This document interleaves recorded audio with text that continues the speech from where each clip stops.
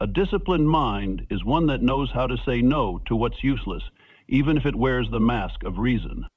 The greatest challenge of mental discipline isn't in extreme situations, it's in daily repetition. When you're tired, procrastinating, tempted to give up, or feel like telling yourself, just a little break, a small compromise each day is enough to undo what you've worked months to build. That's why the disciplined person isn't one who never falters, but one who knows exactly when to be firm with themselves, not out of harshness, but because they respect the future they're building more than their temporary emotions. A disciplined mind doesn't react based on immediate emotion. It creates space between stimulus and response. That space, even if just a single breath, is where you reclaim choice. Not being swept away by discomfort, not letting impulse overtake purpose, not letting old wounds control new decisions. And this isn't talent, it's a skill. You can train it. Every time you choose presence over distraction, every time you remind yourself of your values rather than getting lost in doubt. Look at how you start your morning. The habit of checking social media, reacting quickly to information, eating mindlessly, all of it is training, but training for a mind that is easily influenced, off balance, and scattered. On the other hand, if you start with stillness, write a few lines of intention, read something thought-provoking, breathe deeply to reconnect, you are training your mind to know that you are its leader, not the other way around. And when that becomes the norm, you're not just changing that day, you're changing who you're becoming. Mental discipline doesn't eliminate emotion. It simply ensures emotion doesn't steer your life off course. A disciplined person is not cold-hearted. They are someone deep enough to understand. Emotion is a message, not a command. You can feel discouraged and still continue. You can feel anxious and still act. You can feel hurt and still choose kind words. The moment you behave differently from the mind's usual reflex is the moment you begin rewriting destiny. A crucial part of mental discipline is consistency. Not consistency with your moods, but with your values. You cannot rely on emotion to wait for the right moment.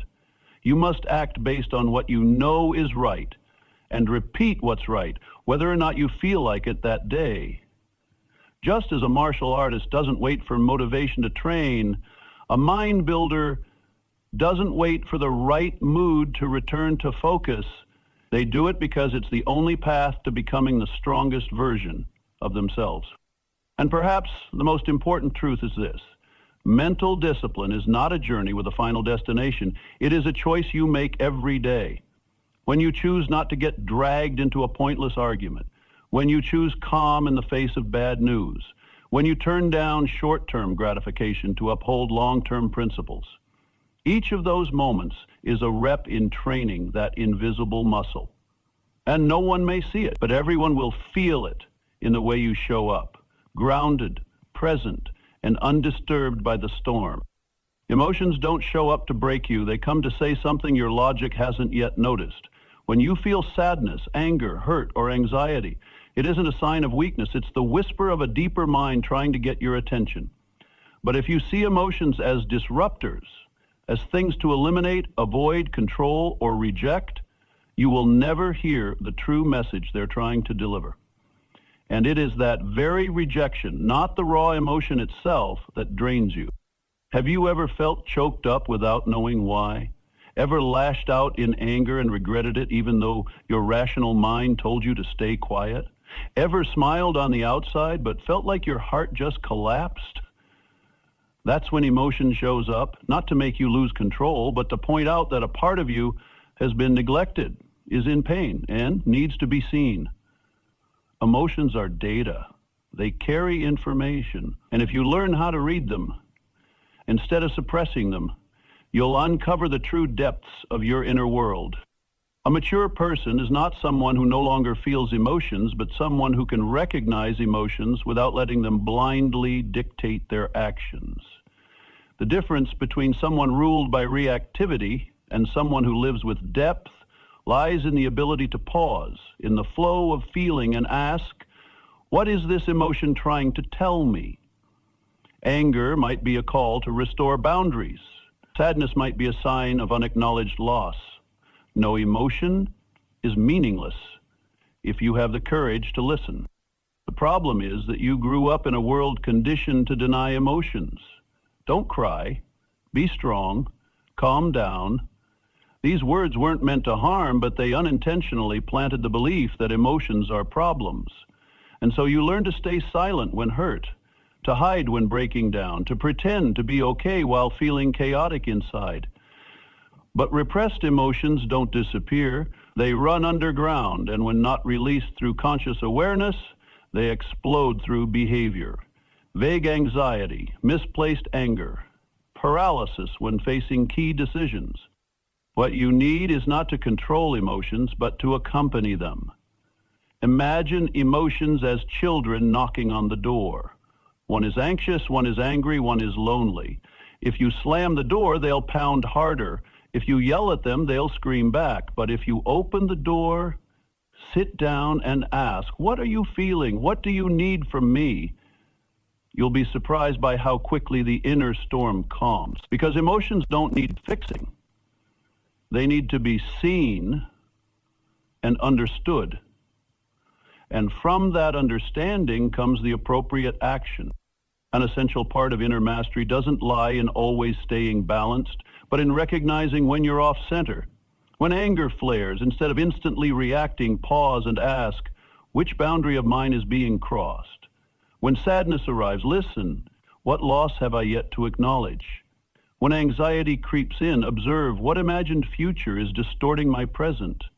That act of questioning becomes the gateway back to agency, not by resisting emotion, but by learning its language. You can't choose whether emotions appear, but you can choose your relationship with them. You can choose to be someone mature enough not to be swept away, and compassionate enough not to deny them. It's an art. Strong like stone, soft like water.